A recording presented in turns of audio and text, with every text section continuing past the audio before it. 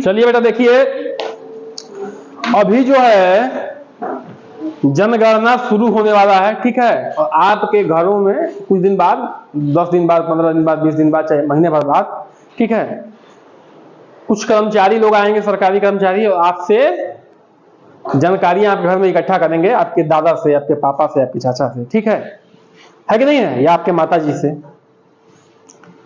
वो क्या है, वो क्या कर रहे हैं, जनगणना कर रहे हैं। जन माने होता है बेटा लोग, और गणना माने काउंटिंग करना, लोगों की काउंटिंग करना, गिनना कितने लोग हैं बेटा, मत लिखिए, ध्यान दीजिए, ठीक है। लोगों को गिनना, ठीक है बेटा, कि कितने लोग। अच्छा, लोगों में बेटा ध्यान रखिएगा, पुरुष भी हैं, महिला भी हैं, और बच्चे भी हैं, ठीक है। बच्चों में कितने 6 वर्ष से नीचे के बच्चे हैं और उससे ऊपर के बच्चे कितने हैं, ये सब कुछ जो है आप वहां पे काउंटिंग किया जाएगा, है ना बेटा, ध्यान समझिए, सब कुछ जो है वहां काउंटिंग किया जाएगा। यहां देखो बेटा, अच्छा बेटा जनगणना जो है लिखा हुआ, ये देश के सभी लोगों की गिनती करना और उनके बारे में जानकारी इकट्ठा करना, ठीक है। जनगणना क्यों की जाती है, ध्यान समझिए बेटा। जैसे देखिए आपका परिवार है, क्या है, आपका है परिवार, ठीक है। मान लीजिए आपका परिवार है, परिवार में आपके सब कुछ जो है, सब लोग मिला के 10 लोग हैं। कितने लोग हैं, 10 लोग, ठीक है। चाचा चाची, दादा दादी, भाई बहन, आपको मिला के, ठीक है, माता पिता सब मिला के 10 लोग हैं मान लीजिए। अब देखिए जो 10 लोग हैं, ध्यान समझिए, उनको किसकी जरूरत है, भोजन की जरूरत है कि नहीं है, बोलो। उनको कपड़े की जरूरत है कि नहीं है। बच्चे हैं तो शिक्षा की जरूरत है, बूढ़े हैं, कोई बीमार है तो दवा की जरूरत है कि नहीं है। तो परिवार के लोग जो है काउंटिंग करते हैं, जो मुखिया हैं या जो कमाने वाले लोग हैं, कि अरे हमारे घर में अगर कितना पैसे का इनकम रहेगा या कितना हम अनाज को सिक्योर करेंगे, रख लेंगे तो साल भर खा लेंगे, इतना दवाई में खर्च होता है, इतना एजुकेशन में खर्च होता है, शिक्षा में खर्च होता है कि नहीं है। तो ये एक परिवार लेवल पे गणना है, ठीक है, परिवार लेवल पे खर्च है।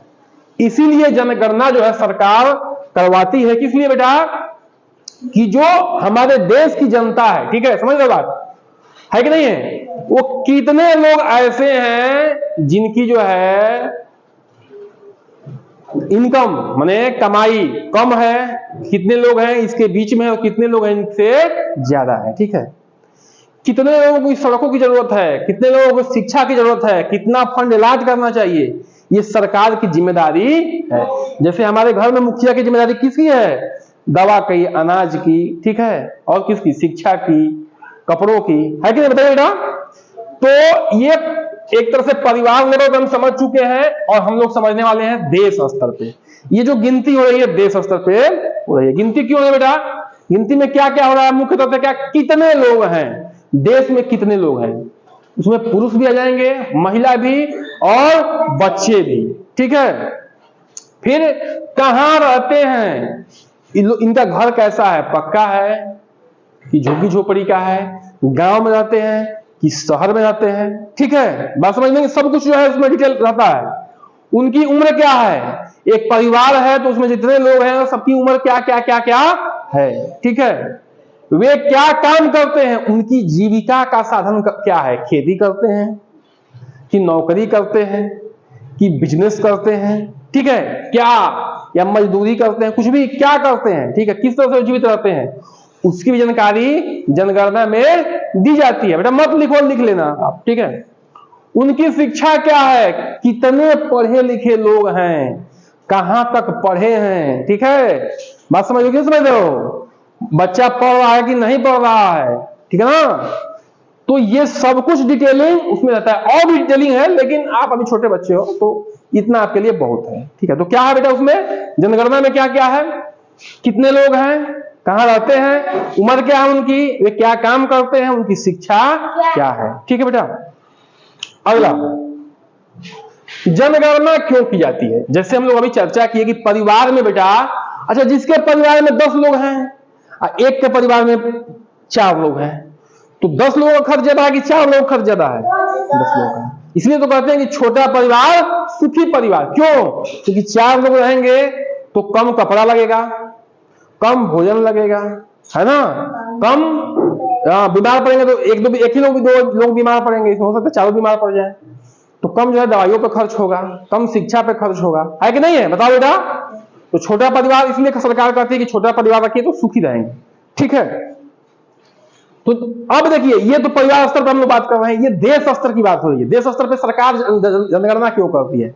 जैसे बेटा हमारे घर के मुखिया हमारे पिताजी होंगे या दादाजी होंगे, वैसे जो है इस देश की मुखिया कौन है? सरकार है, ठीक है, सरकार है। तो सरकार की जिम्मेदारी है क्या करना? स्कूल बनवाना, कॉलेज बनवाना, ठीक है, जो सरकारी है। देखिए बेटा, सरकारी स्कूल कॉलेजों में फीस बड़ी कम होती है। जैसे आप लोग सरकारी में पढ़ रहे हैं, फीस देते हैं? नहीं देते, 1 भी रुपया फीस नहीं है। ऊपर से सरकार क्या करती है? आपको पैसा भी देती है। किसके लिए? बैग के लिए, हाँ, ड्रेस के लिए, कॉपी के लिए, पेंसिल के, जूते के लिए, है ना, देती नहीं देती है? तो अब सरकार जब काउंटिंग की रहेगी तभी ना बेटा कि कितने लोग जो है जो इतना सरकारी स्कूलों में पढ़ेंगे, तभी ना उतने लोगों को फंड इलाज किया जाएगा, बताओ। इसलिए जनगणना जरूरी है, ठीक है। कॉलेज बनवाना, कॉलेज में भी सरकारी कॉलेज में ना के बराबर फीस लगता है, ठीक है। अस्पताल बनवाना और दवाइयां बनवाना। देखिए, जब आप सुलवानी गए होंगे या जाएंगे बलिया, तो वहां अस्पताल है, डॉक्टर 1 रुपए की पर्ची पे देखते हैं, ठीक है, दवाइयां भी मिलती हैं आपको, है कि नहीं, बताइए।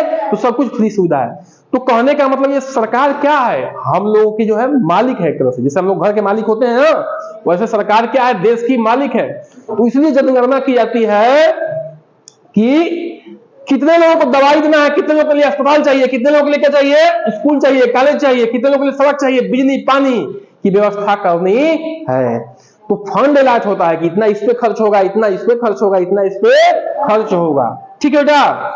देश की योजना बनाने में जब नई नई योजना बनाई जाती है तो ये ध्यान दिया जाता है कि कितने लोग गरीब हैं, कितने लोग अमीर हैं, कितने लोग की जो योजना है लाभान्वित करेगी। जैसे राशन बढ़ रहा था कोरोना काल में ना, पहले राशन एक ही महीने में 1 बार मिलता था, लेकिन कोरोना काल में क्या कर दिया गया? 2-2 बार दिया गया, ठीक है बेटा। तो देख के सब कुछ प्लानिंग बनती है, बहुत सारे प्लान बनते हैं। जो आपके सड़क देखते हैं गांव में, कौन बनवाता है? सरकार बनवाती है कि नहीं बनवाती? बताओ बेटा। ये स्कूल भी किसका है? सरकारी स्कूल तो सरकार का स्कूल है बेटा, ठीक है।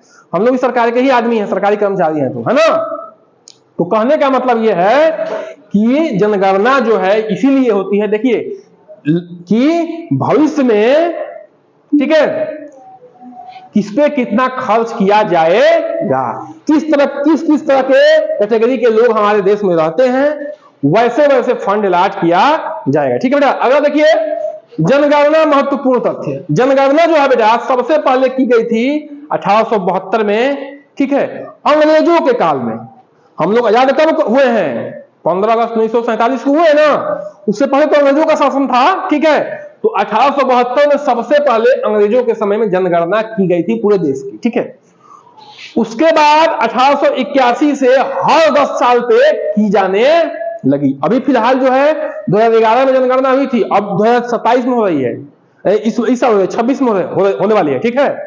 तो कहने का मतलब बेटा बहुत ज्यादा गैप हो गया। क्यों? क्योंकि कोरोना काल आ गया। जब कोरोना आ गया तो महामारी थी, उस समय नहीं जनगणना हो पाई, ठीक है ना। बात समझ लो कि नहीं समझ रहे हो? 2021 में होना चाहिए था, लेकिन उस समय कोरोना चल रहा था तो नहीं हो पाई, और 2026 में होने वाली है, ठीक है। हर 10 साल बाद होती है ये जनगणना। जनगणना कौन करता है? तो सरकारी कर्मचारी करते हैं, ठीक है, जो सरकार के कर्मचारी हैं, ठीक है, वो क्या करते हैं? जनगणना को करते हैं। ये पूरे देश में एक साथ होता है, ठीक है, पूरे देश में एक साथ होता है बेटा, ठीक है। जिलेवार होगा, ठीक है, राज्यवार होगा, ठीक है, बहुत कुछ उसमें डाटा होता है, थोड़ा बहुत नहीं, बहुत कुछ डाटा होता है, ठीक है ना बेटा। तो ये बात समझना है मुख्य रूप से कि जो सरकार है देश की एक तरह से मालिक है, वो जनगणना इसलिए कराती है कि कितने लोगों को क्या क्या खर्च देने हैं, कितने लोगों के लिए कौन कौन सी सुविधा मुहैया करानी है, ठीक है बेटा। तो इसको लिखो।